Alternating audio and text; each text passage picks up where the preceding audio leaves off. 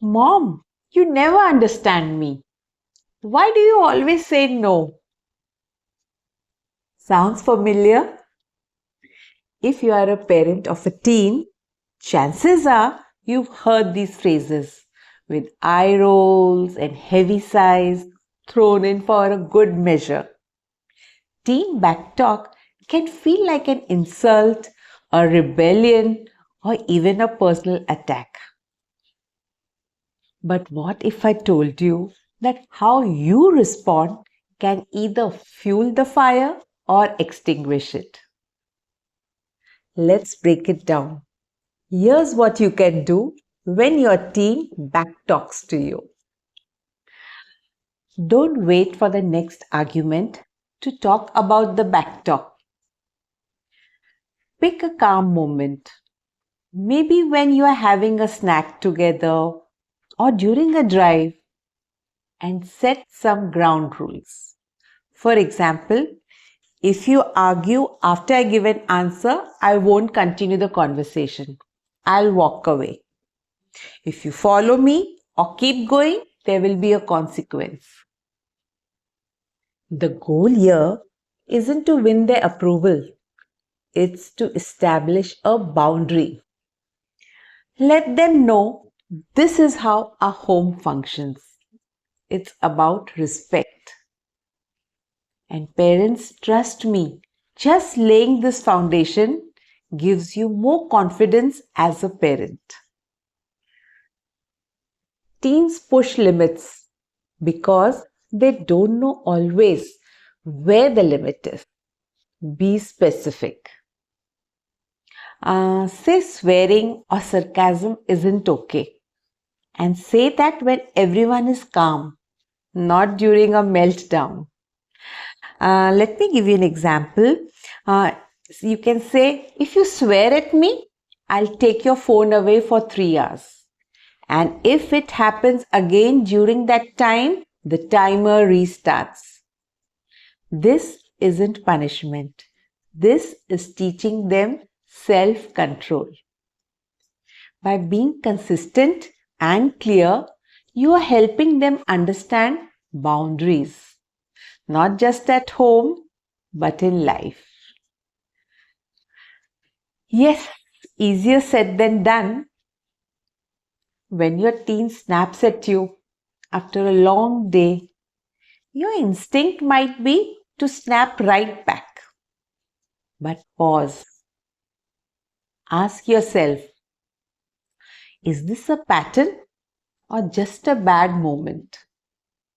You see, teens are navigating emotions, identities, and most important, hormones. It's a cocktail of confusion. So if backtalk pops up, but your child is doing well in other areas, give it a gentle nudge. Don't rake up a storm. Stay firm, but don't make a mountain out of the molehill. I know. Those words sting. You are the worst mother. You don't care about me. I hate you. It feels like an emotional punch. But please, it's not really about you. It's emotions spilling over. Just the way toddlers throw tantrums when they are tired. Teen backtalk is their messy way of saying, I'm feeling frustrated and I don't know how to say it better. If you can learn to not engage in that moment, you will be able to diffuse the bomb. Just take a breath, stay calm. When things heat up, sometimes the best thing you can do is walk away. Just tell your teen calmly, I am not going to talk to you while you are yelling. We'll discuss this later when we are both calm. And then just leave the room. No audience, no fuel for the fire. Try it. Later, when things cool down, revisit the issue. You are still the parent, but now you are in control of the tone too. Backtalk often shows up when your child doesn't like your no. Your instinct might be to keep explaining. But once you've said your no and given a reason, stop. For example, your teenager says, "Can I stay out till 10 pm?" You say, "No, you have school early in the morning." So your child might say, "That's so unfair." Now you have already explained. Repeating yourself just opens the door for more debate.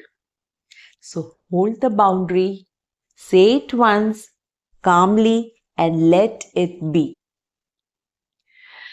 Now, this one is a game changer. Try it. Give your teen a time and space to complain respectfully. Say every day from 7 to 7:15, you can bring up anything bothering you as long as you speak respectfully. After 7:15, the discussion ends. You know why this works? They feel heard. You stay in control, and instead of endless debates, you have focused conversations.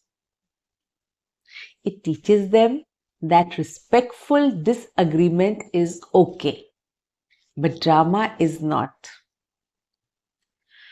Sometimes we parents accidentally invite backtalk. Let me tell you how. When kids feel constantly ordered, corrected, and directed, they rebel. Now imagine working for a boss who micromanages your every move. Annoying, right? So instead, mix your reactions.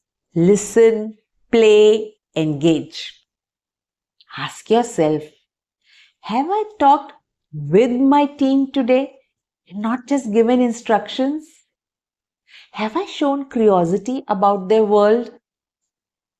When teens feel understood, they don't have to shout. Backtalk is a symptom, it's not the real problem. The real problem and the solution is in building connection, setting boundaries, and keeping your cool. Remember, this is not a battle, this is a relationship. So, the next time you hear, "Why are you always like this?" just take a breath, smile, even if it is hard. You've got the tools, now use them. Because parenting teens isn't about control, it's about connection. See you in my next video.